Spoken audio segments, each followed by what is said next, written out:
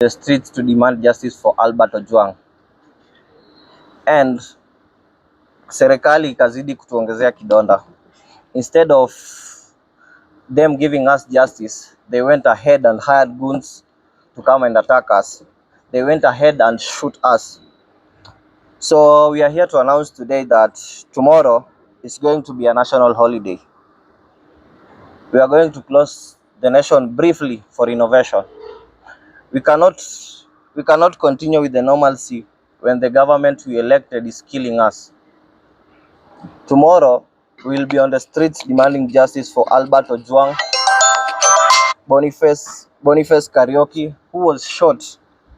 A guy was just hustling. He was just doing business, and then the police shot him.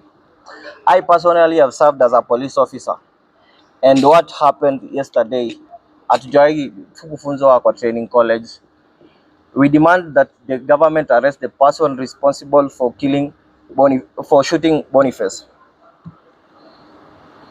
I've served as a police officer, and what happened is inhumane, and the police officer responsible for the shooting should be arrested. We are calling for the resignation of the CS of the Interior. He's the most incompetent CS we've ever had for Interior since independence. People are dying left, right, and center. The police responsible for killing those people are not being arrested. Hakuna justice tunafanyiwa. We are also calling for the arrest of Langat. We are not, vile step aside is not even resigning. He has just been sent to a leave, and going for a leave is not enough. We are calling for justice for his arrest, the resignation of the IG. The IG has gone against the court orders.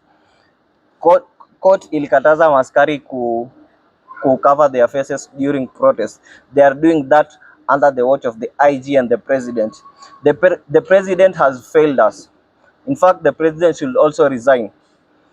We elected the president to protect us, and instead of him protecting us, ameamua kuhire goons wakuja to attack. As we are talking, more than 10 casualties wako KNH. They are nursing serious injuries zenye walipigwa na polisi na goons. Kuna watu wengine hata hawaku afford kwenda KNH na wako na head injuries. Who knows? Wengine anaweza kuwa maybe ako na internal bleeding. Kesho ama kesho kuto atakufa. Hata jua alikufa juu ya protest. So we are calling for the resignation of the Minister of Interior. He is so incompetent. People are dying left, right, and center. Ye kazi yake tu ni kusmailia cameras. Like there is a case in Ruaka Banana. Women are dying. Women are being killed. In the last 7 months, 3 women have been killed and raped in Ruaka, and no action has been taken. The CS of Interior is incompetent. The IG should resign. Eliud Langat should be arrested. And tomorrow, we are urging everyone to come on the streets as we prepare for 25th. Yeah, so that's all. Good afternoon. We apologize for keeping you waiting, and here is my statement.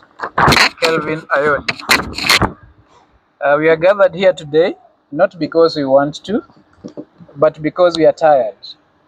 Tired of burying our young people, tired of the bullets, tired of the lies, and tired of the regime that protects killers in uniform.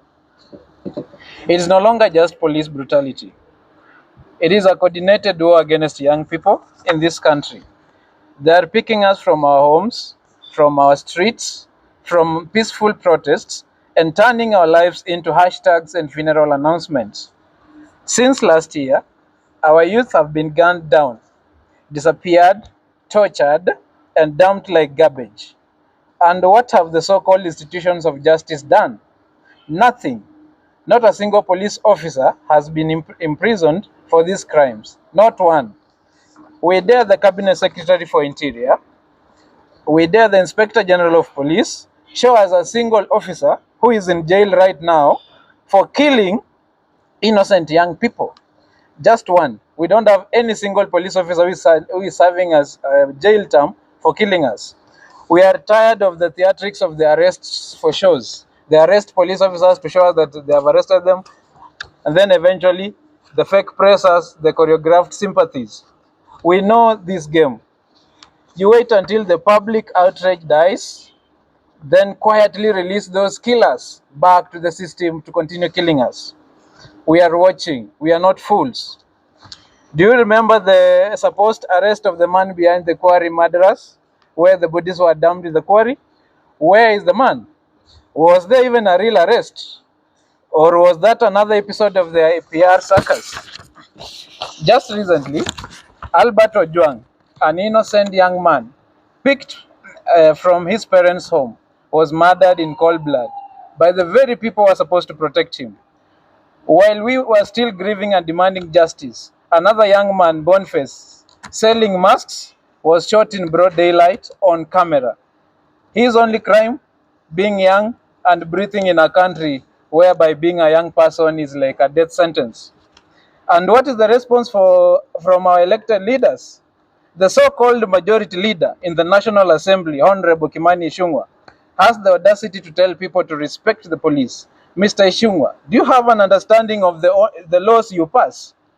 Tell us how Albert Ojwang, in his own parents' house, was disrespecting the police. How is a man peacefully selling masks, unarmed, disrespecting the police? Is there now a law that says police can execute anyone who is disrespectful? You can call yourself honorable, but there is nothing honorable about you. If disrespect justifies being shot, then why wasn't the Senate Majority Leader who harassed an OCS on camera still there? Why aren't there many politicians who insult police officers daily being dragged out and shot? Or is it that only young people who are supposed to be shot and not politicians or leaders in high class who also harass the police? Ichung'wah, you are the same voice that provoked the anger of the young people last year on June 25th. And here we are, a year later, with the same recklessness, same arrogance, and the same blood on your hands. Do you have children? Would you stand quietly if what happened to Albert happened to your son? And what of CS Kipchumba Murkomen?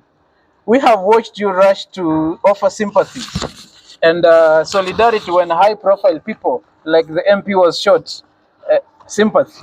But when it's young people, when it's the Alberts, the Kevins, the Akinyis, the minors of this country, your silence is deafening. How many of us must die before you feel something? Yesterday, we saw sponsored goons armed with dangerous weapons being escorted by police officers instead of being arrested. No tear gas was fired at them. No one was arrested. They walked freely side by side with the same officers who shoot unarmed youth. It's now clear they want us unemployed so they can use us to fight one another. But we will not fall to that trap. The border writers have been turned into goons. The masked youth paid to disrupt peaceful protests. We will not allow that to continue anymore. And to the president, is it okay for us to die? Is it that the unspoken policy of your government that the youth must be shot dead? Should we accept that being youth in this country is a death sentence? You are the commander in chief. You are responsible. And we demand to know, is it okay for us to die? And how many of us must die so that you know it's enough? Right now in Kenya, we fear the police more than we fear the terrorists. The police can't even stop armed bandits or Al-Shabaab. But they find strength to kill an armed youth only who are armed with smartphones alone. They don't have any weapons, but they are killed. Let me ask, how many bandits have these police officers killed? How many Al-Shabaabs have they arrested? Or is it only young people that they have strength? Are they trained to kill the young people? We are calling for immediate accountability. DCI boss Mohamed Amis must resign. He lied under an oath about Ojwang's murder. He is unfit to lead the investigative body in this democratic society. Also, IPOA must also be disbanded. What is their use if they cannot arrest any police officer who kill young people? Since last year, they have not successfully prosecuted any police officer. IPOA is a toothless sham. If you cannot arrest the killers in uniform, just go home. You are wasting public funds and betraying the very people you sought to protect. To the youth, this is our moment. We must not be silent. We demand justice loudly. unapologetically and relentlessly. Our parents fought for abductions and they failed. Our grandparents fought for the same fight and they failed. But we are not our parents. We are not our grandparents. We will not fail. Our children will not fight the same menace we are fighting today. This generational war against brutality ends with us. Thank you. Any questions?